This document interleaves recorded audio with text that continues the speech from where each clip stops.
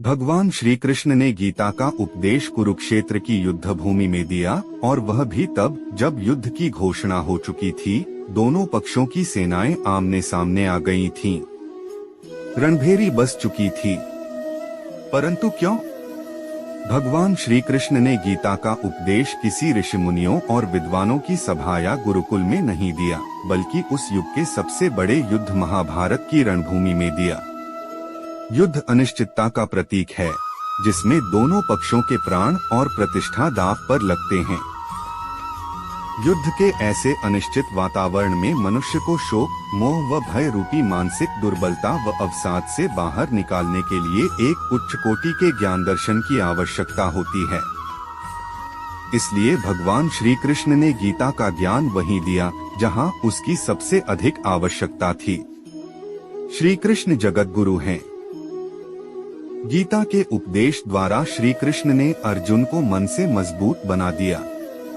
महाभारत के युद्ध में अर्जुन के सामने कई बार ऐसे क्षण आए भी अभिमन्यु की मृत्यु के समाचार से जब अर्जुन शोक और विषाद से भर गए, तब श्री कृष्ण ने अर्जुन को स्मरण कराया, यह युद्ध है, यह अपना मूल्य लेगा ही।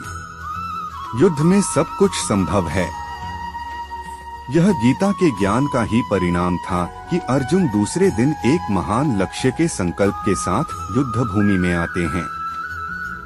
महाभारत का युद्ध द्वापर के अंत में लड़ा गया था और कलयुग आने वाला था। भगवान श्री कृष्ण जानते थे कि कलयुग में मानव मानसिक रूप से बहुत दुर्बल होगा, क्योंकि धर्म के 3 पैर सत्य, तप और दान का कलयुग में लोप हो जाएगा।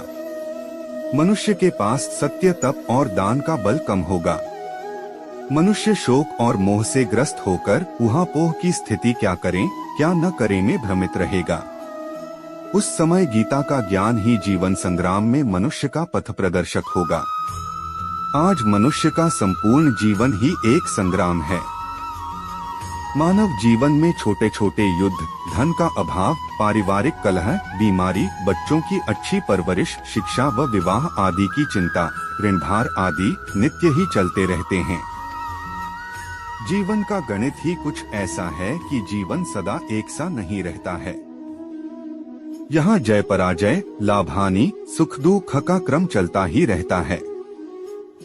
समय और परिस्थिति के थपेड़े हमें डामाडोल करते ही रहते हैं। इस युद्ध में मनुष्य बुरी तरह से टूटकर आत्महत्या जैसे गलत कदम भी उठा लेता है। गीता का ज्ञान मनुष्य यदि हृदय में उतार ले तो फिर हर परिस्थिति का वह अर्जुन की तरह डटकर सामना कर सकता है। सुख दुख हे समे कृत्वा लाभालाभौ जया जय, अर्थात सुख दुख, लाभ हानि, जय पराजय, हर परिस्थिति में सम रहकर जीवन युद्ध लड़ो। समता का दृष्टिकोण अपनाकर कर्तव्य पालन करो। यह जीवन दर्शन भगवान श्री कृष्ण ने अपने जीवन में जीकर भी दिखाया। जन्म से पूर्व ही मृत्यु उनका पीछा कर रही थी।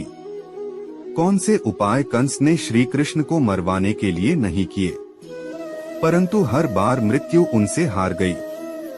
जब वे इस धराधाम को छोड़कर गए, तब भी संसार को यह सिखा दिया कि मृत्यु का स्वागत किस तरह करना चाहिए।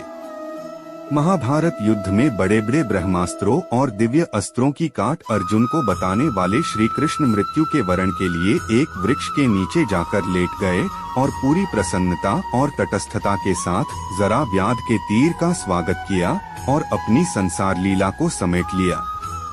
ऐसा अद्भुत श्री कृष्ण का चरित्र और वैसा ही उनका अलौकिक गीता का ज्ञान, जो सच्चे मन से हृदयंगम करने पर मनुष्य को जीवन संग्राम में पग पग पर राह दिखाता है और कर्तव्य बोध कराता है।